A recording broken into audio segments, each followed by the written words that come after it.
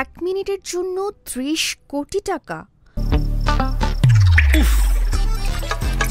কুয়াশায় সাল ছুঁয়ে পানি।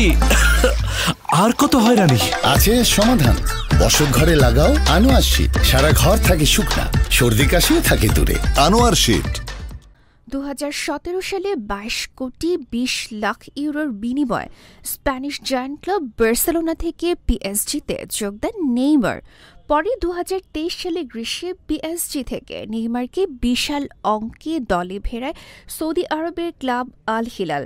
সেই থেকে পেরিয়ে গেছে 18 মাস, কিন্তু চোটের কারণে বেশিরভাগ সময়ে মাঠের বাইরে থাকতে হয়েছে ব্রাজিলিয়ান তারকাকে।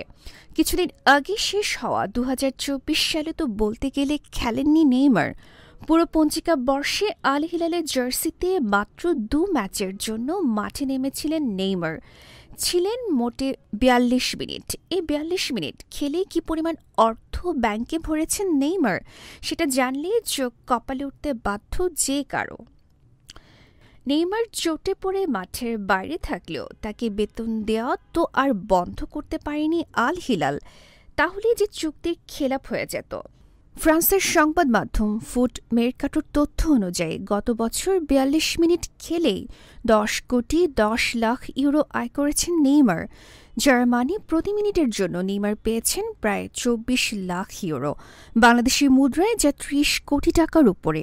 হিসাবটা যদি সেকেন্ডে করা হয় তাহলে আল হিলালের হয়ে 1 সেকেন্ডের জন্য 50 লাখ টাকার বেশি পেয়েছেন ব্রাজিলিয়ান এই তারকা। স্পোর্টস ডেস্ক, গণমানুষের আওয়াজ। রয়্যাল পাওয়ার লিঙ্ক। আপনি কি স্বল্প মূল্যে উন্নত মানের কামিজ, পার্কিংস, রেকর্ড ও জেনারেটর কিনতে চান? আমরা ইংল্যান্ড ও চায়না থেকে আমদানি করে দেশের বিভিন্ন প্রতিষ্ঠানে 20 থেকে 3500 কেভিএ পর্যন্ত সরবরাহ ও সার্ভিস দিয়ে থাকি। বিস্তারিত জানতে যোগাযোগ করুন রয়্যাল পাওয়ার লিঙ্ক। মোবাইল 017161203646। রয়্যাল পাওয়ার লিঙ্ক।